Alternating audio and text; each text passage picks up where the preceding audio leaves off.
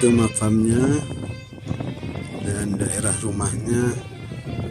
Di daerah sana bisa dikunjungi dengan kereta ini. Turis-turis untuk melihat rumah dan tempat tinggalnya sekitar 3000 tahun lalu dengan kereta ini atau sepeda.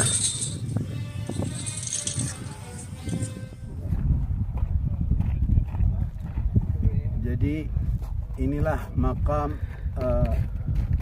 Sirus Agung atau yang dikenal juga dengan Quraisy, yang dalam Alkitab disebut dengan nama Sirus atau Quraisy, dan yang dalam Al-Quran dikenal dengan nama dan julukan Dzulqarnain. Dulu ini adalah daerah kekuasaannya ketika beliau menjadi Raja Media, yang mana beliau kemudian mempersatukan kerajaan-kerajaan sehingga menjadi kerajaan Imperium Persia pertama. Sebelum dia menjadi Raja Dunia, yang mana setelahnya dia menjadi Raja Babilonia, Raja Lydia, dan Raja dari negara-negara yang berada di pesisir Laut Hitam, dan dikenal dengan nama King of the World, Sang Raja Dunia, dan dikenal juga dengan keadilannya.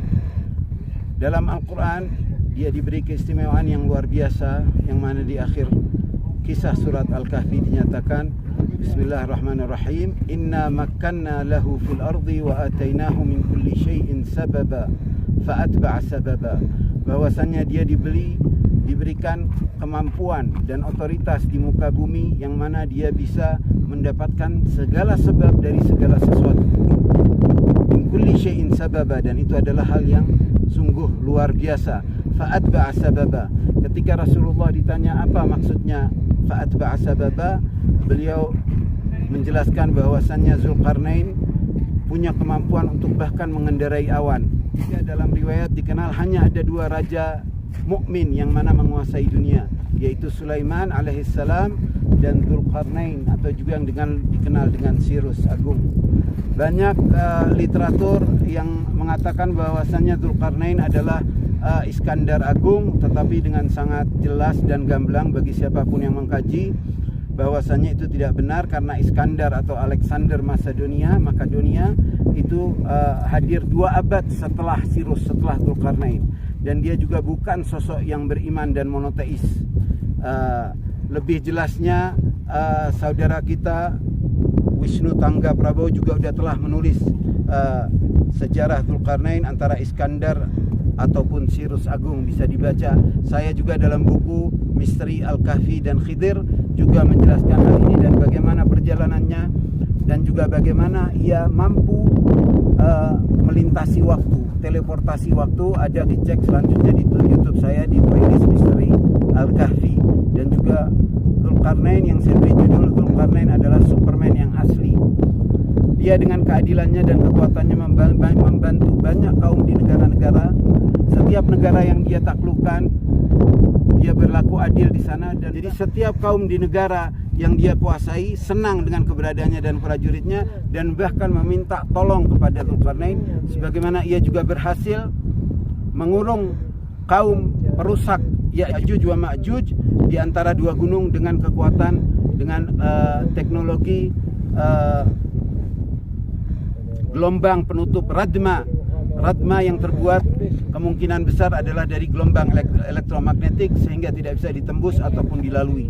Jadi jasanya sangat luar biasa, baik dalam Al-Quran ataupun Alkitab, sebagaimana umat Kristiani mempercayainya dan disebut dalam banyak ayat mengenai Quraisy atau Sirus Agung.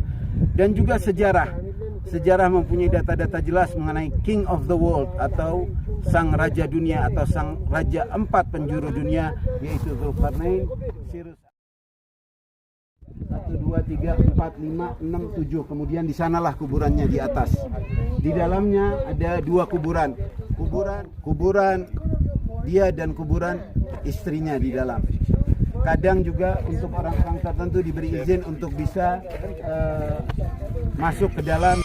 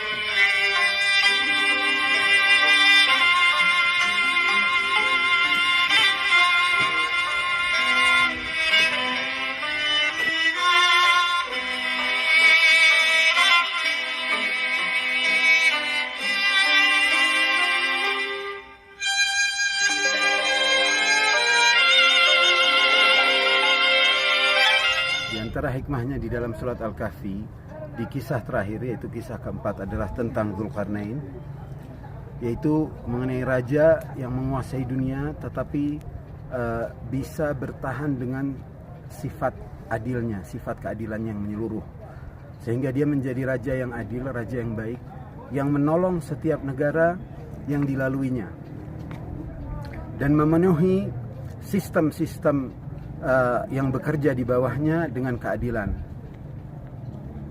Dan itulah hikmah yang mana pada akhir masa nanti dengan kehadiran Imam Mahdi hal itu akan terulang, yakni beliau Imam Mahdi akan menjadi raja yang menguasai dunia dan memenuhi dengan keadilan, sebagaimana sabda Rasulullah, sayamla'ul arda adlan wa qista, bahwasanya Imam Mahdi akan memenuhi bumi dengan keadilan dan juga kesejahteraan, yakni beliau juga akan menapak tilas Dzulqarnain yang mana diberi kekuasaan di muka bumi, berlaku adil, menghukum yang zalim, dan menolong orang-orang dan negara-negara yang mustad'afin, yaitu negara-negara yang dilemahkan, negara-negara yang dizalimi. Bisa menguasai dunia dan bisa memenuhi dengan dunia dengan keadilan. Hal itu akan terulang kembali di masa Imam Mahdi. InsyaAllah kita bersama diberi taufik untuk bisa melihat ketika bumi Allah ini dipenuhi dengan keadilan dan manusia semua sejahtera, kerja apapun bisa sejahtera, dan tangan-tangan kezaliman akan terpotong.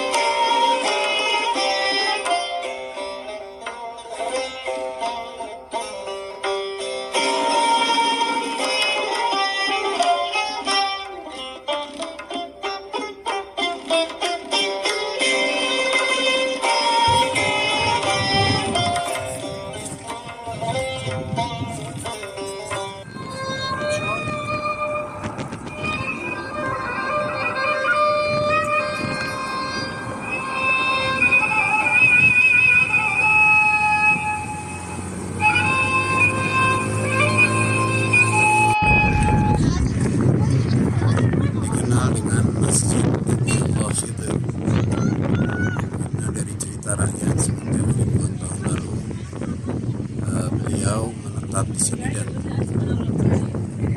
berkhalwat dan salat di tempat ini sehingga dijadikan masjid yang sampai saat ini menjadi tempat wisata ziarah di kota Bumi.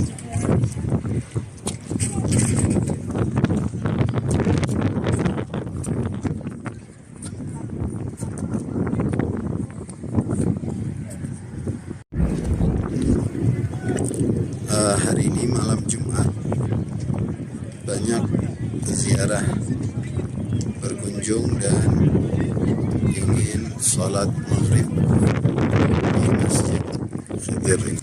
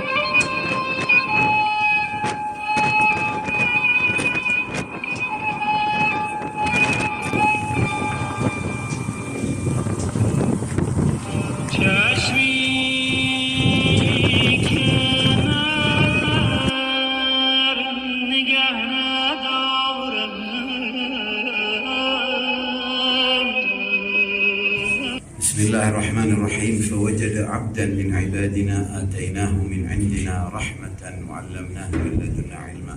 Dahulu Nabi Khidir di sini menetap, dan tempat ini dahulunya adalah sebagai suatu goa yang berada di atas puncak gunung ini. Lalu kemudian setelah kepergiannya dijadikan tempat peribadatan, dan sampai di zaman ini dijadikan sebagai masjid dan dinamakan dengan Masjid Khidir. Saya tidak menemukan di banyak riwayat ataupun hadis, tapi ada suatu kitab yang menyebut mengenai lokasi tempat masjid ini. Itu dalam kitab yang disebut di Bahar itu, dalam kitab Mulkul, kitab Afdhalul Mulk. Bismillah. Dan di sini adalah tempat di mana beliau biasa salat.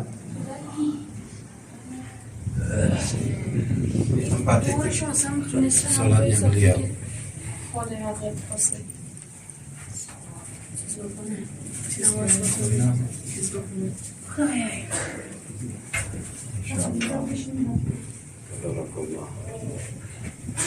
Dan bagian ini terbagi menjadi dua, masjid ini.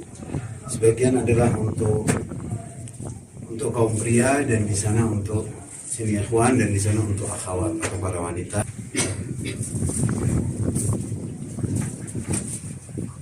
Where are you from, brother? We are From Bangladesh. You came here as a visitor for this mosque, Khidir Mosque and Ziyarah. yes. Oh, mashallah. Inshallah Allah taqabbal minkum. Inshallah taqabbal. Amin. Barakallah.